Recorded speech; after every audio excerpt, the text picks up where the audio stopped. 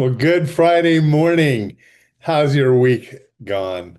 I know that I have really enjoyed sharing these passages from Jeremiah this week with you, and they've impacted my life. I pray that they do the same for you. And even the passage that you and I are going to look at this morning, it's powerful just in its own self. But I want to first invite you to church.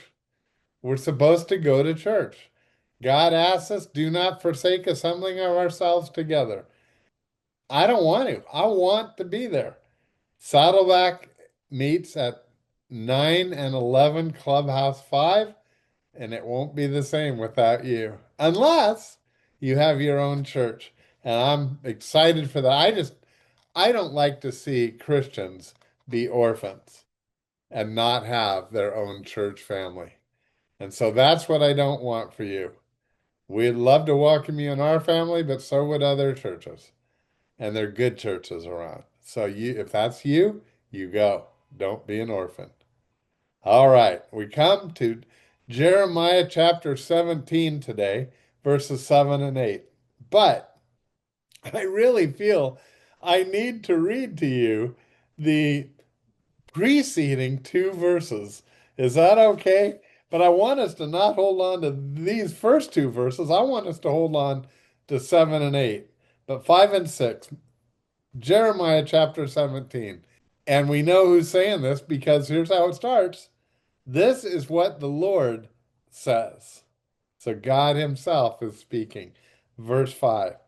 Cursed are those who put their trust in mere humans, who rely on human strength and turn their hearts away from the Lord.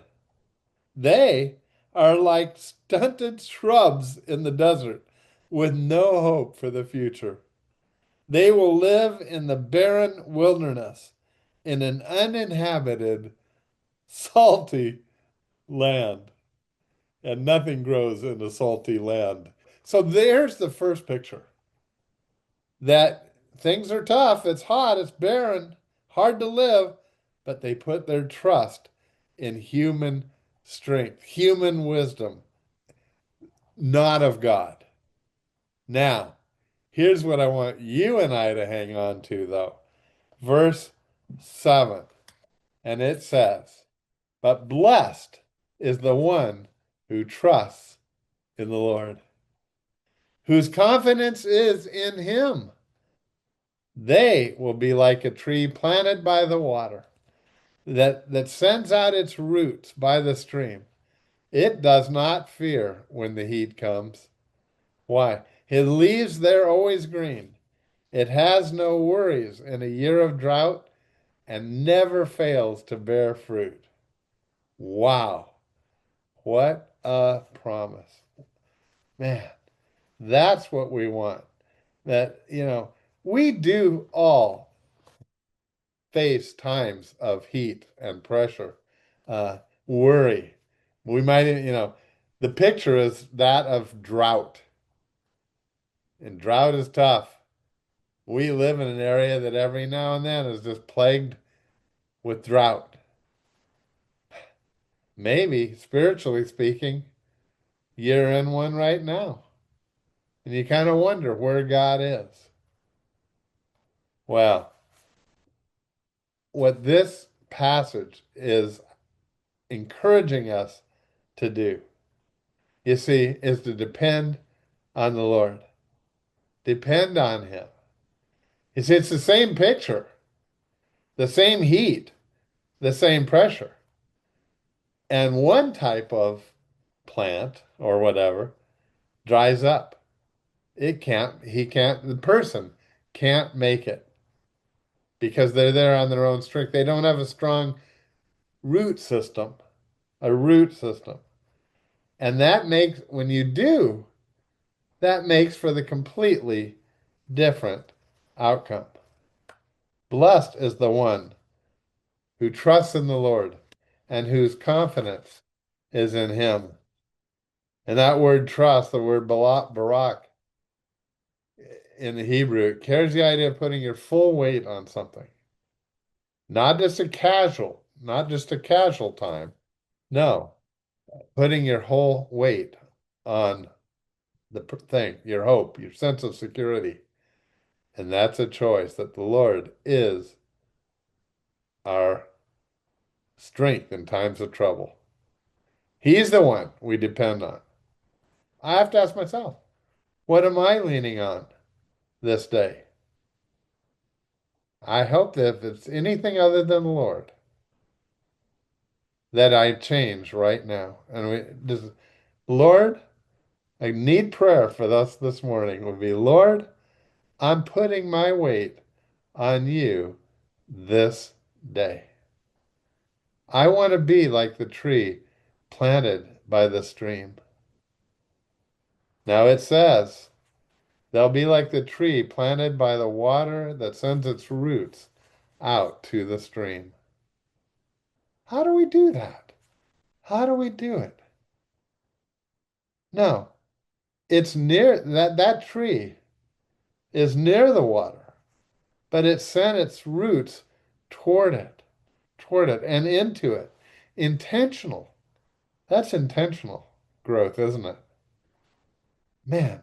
Now, no one sees the roots at work. They're kind of invisible. The tree, those go under the ground. But the root does everything, keeps that tree alive. Isn't that a beautiful picture? A picture of you and I who spend time alone, or we're meant to spend time alone with God, reading His Word, in prayer, maybe, in community with other believers. And we should be doing that daily. Some call it a daily quiet time. And guess what? Kind of like those roots, no one sees it. No one sees it except one. And isn't that what life's about? An audience of one. And the Lord is the only one who truly counts. He doesn't miss it. He sees it. He sees what you're doing. And not only that, every time you encounter him, it's like it's like sucking in that water, that quenching your thirst for him. You have a Bible reading plan? Hey, I love that, and I pray you do. I do. Diane does. We start our day every day being reminded of our verse for the day or whatever God has led to record on inspiration for today. That's how we begin our day. But it's not the only thing. And I'm so glad you do, by the way. And I love when you give me feedback, especially if when I hear how the Lord has used it, maybe in your life. He wants to. But we need more than this. We need some time in a Bible reading plan. You see, the tree doesn't grow the roots during the drought. He's grown those roots over time, and they go deep and they go toward the water, and they're there when the heat turns up, and they're there when the drought comes. That's the time that we need to already have our roots in Him. And you know what? Tough times do come in every life. We don't know what today brings. It might be a difficult time. I don't know. But I do know that if you're ready, if you've built your root system strongly in Him, and I encourage you to do so, get some sort of reading plan and prayer time into your life. And there's no day like today. Hey, God bless. I hope to see you on Sunday. Let's worship Him together, and I'll see you back on Monday. God bless you. Thank you for tuning in.